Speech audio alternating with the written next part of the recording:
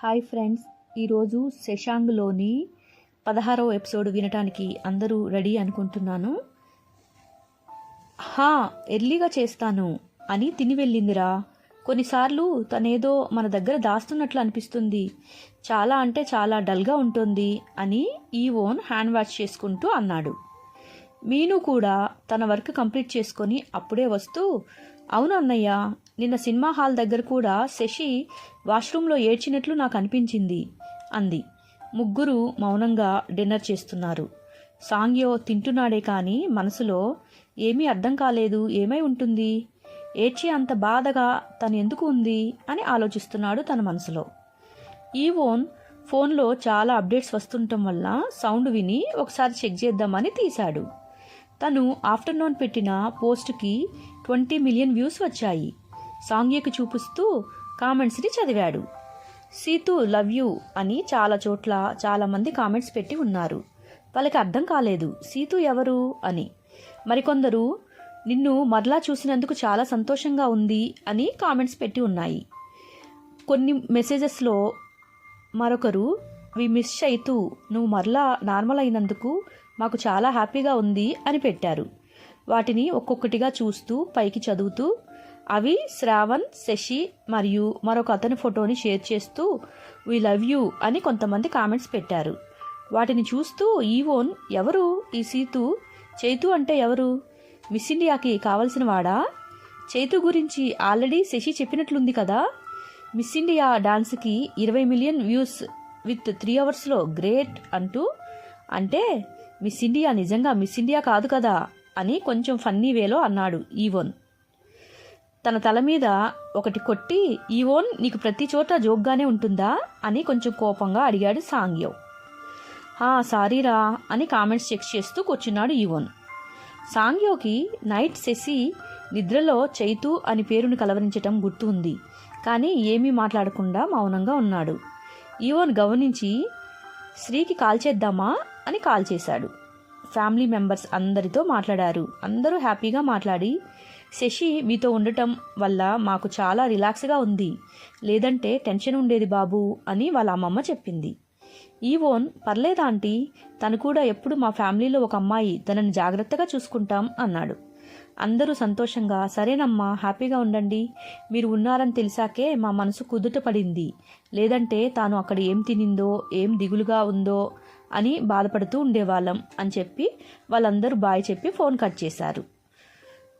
ఈవోన్, so వాళ్ళందరూ బాగున్నారు, మరి శశి ఎందుకు అలా డల్గా ఉంది? శ్రీ పదే పదే నిన్ను అడిగింది కదా, బహుశా శశికి ఏదైనా లవ్ ఫెయిల్యూరా, అలాంటి ఇష్యూస్ ఏమైనా ఉండి ఉండొచ్చా అని ఈవోన్ అన్నాడు.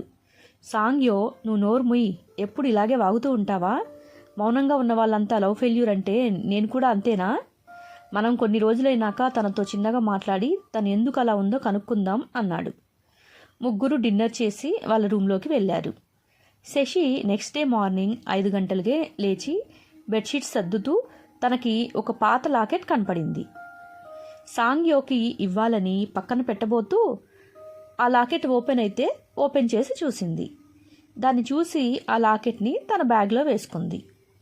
సాంగ్యో జిమ్ చేసుకుంటూ ఉన్నాడు. శశి ఫ్రెష్ అయ్యి యోగా చేసుకోవాలని సాంగ్యోకి దగ్గరగా వచ్చి కూర్చుంది. శశి అంతా దగ్గరగా వచ్చి యోగా చేసుకుంటుంటే శశి కుర్ల నుండి వచ్చే సువాసన ఇదివరకు తనకు ఎప్పుడూ అనుభవం అయిన పరిమళంలా అనిపించింది. తనకి ఎందుకు వింతగా అనిపిస్తుందో తెలియక ఆ ఫీలింగ్ భరించలేక త్వరగా జిమ్ చేసుకొని అక్కడి నుండి లేచాడు సాంగ్యో. శశి కొంచెం సేపు యోగా చేసుకొని వచ్చింది. అందరూ కలిసి బ్రేక్ఫాస్ట్ చేశారు. ఇంట్లో కొంత నిశ్శబ్దం.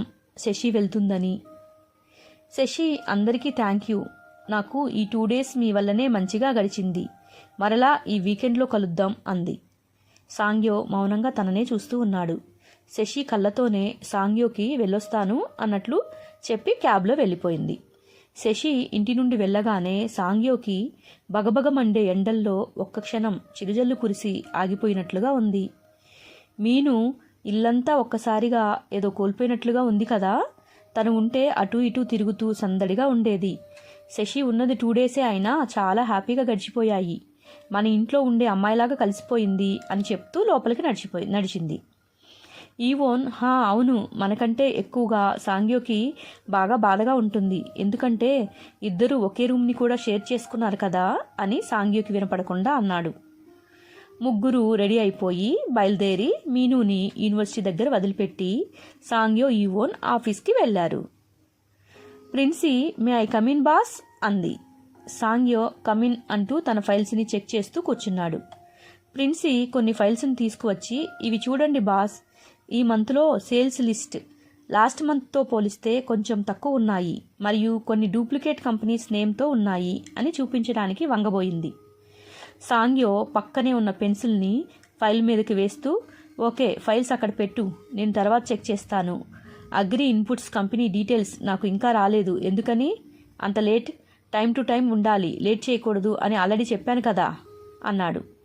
ప్రిన్సీ మౌనంగా వీడి తలవంచుకొని కొంచెం కంగారుగా, ఎస్ బాస్, రిపోర్ట్స్ పెండింగ్లో ఉండటానికి కారణం తను ఈరోజు లీవ్లో ఉంది, తన మ్యారేజ్ అని ఆల్రెడీ 1 వీక్ టైం తీసుకుంది, సో తన లీవ్ అయిపోగానే ఫైల్ సబ్మిట్ చేస్తాను అంది. సాంగ్య కోపంతో ఫైల్స్ని చెక్ చేస్తూ, మ్యారేజ్కి వెళ్తుంది అని తెలిసినప్పుడు ఆ ఫైల్స్ని ముందే తీసుకొని ఆ పనిని వేరే వాళ్ళకి అప్పచెప్పాలని తెలియలేదా నీకు? అన్నీ నేనే చెప్తే నేనే చూసుకుంటా కదా, ఇక నువ్వుండి ప్రయోజనం ఏంటి? వెంటనే ఫోన్ చేసి రిపోర్ట్స్ ఈవినింగ్ కల్లా తెప్పించు, లేదంటే నువ్వే వెళ్ళి తీసుకురా అన్నాడు కోపంగా.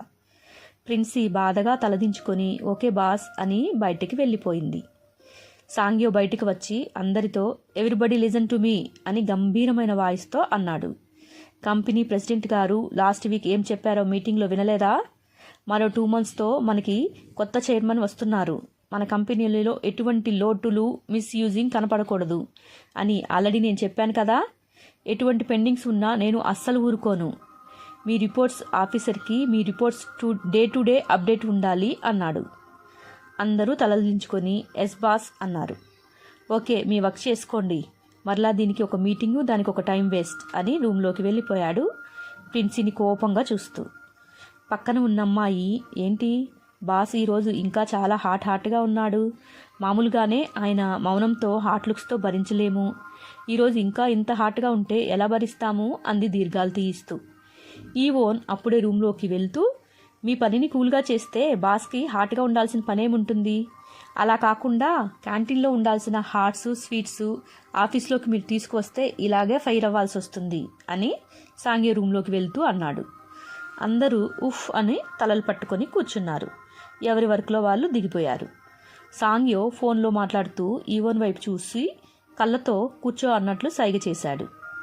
ఓకే, నెక్స్ట్ మంత్ మీరు ఎక్స్పోర్ట్ చేసేటప్పుడు ఎటువంటి మిస్టేక్స్ లేకుండా చూసుకోండి. ఇంకోసారి నాకు కనుక అమౌంట్ విషయంలో ఏ తేడా వచ్చినా ఆ రోజే మిమ్మల్ని జాబ్లోంచి తీసేస్తాను. ఇప్పటి వరకు మీరు కంపెనీలో బోర్డు మెంబర్స్ రిలేటివ్స్ అని చాలా మిస్టేక్స్ జరిగినా వదిలేశాను. ఇక మీదట అలాంటి ఎక్స్క్యూజెస్ ఏమీ నీకు ఉండవు అని కట్ చేశాడు సాంగ్యో. ఈవోన్ కొన్ని ఫైల్స్ని చూపిస్తూ, టోక్యో నుండి మన new products partners next week వస్తాము అన్నారు. ఆ రోజు వాళ్ళతో మన కంపెనీ డీలింగ్స్ అన్నీ పూర్తి చేసుకుందాం అని చెప్పాడు. సో మనం ఇచ్చిన కొటేషన్స్కి వాళ్ళు ఓకే చేసినట్లే, జస్ట్ ఫార్మాలిటీకి కొన్ని పెండింగ్స్ వర్క్స్ ఉన్నాయి అని అన్నాడు. సాంగ్యో ఫైల్ చెక్ చేసి, ఓకే, గుడ్ న్యూస్, కొంతలో కొంత చాలా బెటర్, కంపెనీ అట్లీస్ట్ ప్రాఫిట్లో చూపించడానికి మనకి కొన్ని కొత్త ప్రాజెక్ట్స్ ఈ ఇయర్లో పనికొస్తాయన్నమాట అన్నాడు. ఓకే గైస్, ఈరోజు ఎపిసోడ్ ఇంతటితో అయిపోయింది. సాంగ్యో ఆఫీస్ వర్క్లో బిజీ అయ్యి శశిని మర్చిపోతాడా? శశికి చైతుని కలిసే మార్గం ఏదైనా ఉందంటారా? అసలు ఇంతకీ ఎవరు ఆ చైతు? 3 అవర్స్లో 2 million వ్యూస్ వచ్చేంత పాపులర్ డాన్సర్నా తను? ఓకే, మీరు ఏదైనా గెస్ట్ చేస్తే కామెంట్ రూపంలో తెలియజేయండి. వీలైతే మీరు నా ఛానల్ని మీ ఫ్రెండ్స్కి షేర్ చేయగలరు. సబ్స్క్రైబ్ చేసుకోకపోతే నా ఛానల్ని సబ్స్క్రైబ్ చేసుకోగలరు. ప్రతిలిపి యాప్లో కూడా అనుశ్రీ మెండు అనే దాన్ని ఫాలో అవ్వండి. ఓకే, ఇక ఉంటాను. ఇట్లు మీ అనుశ్రీ మెండు.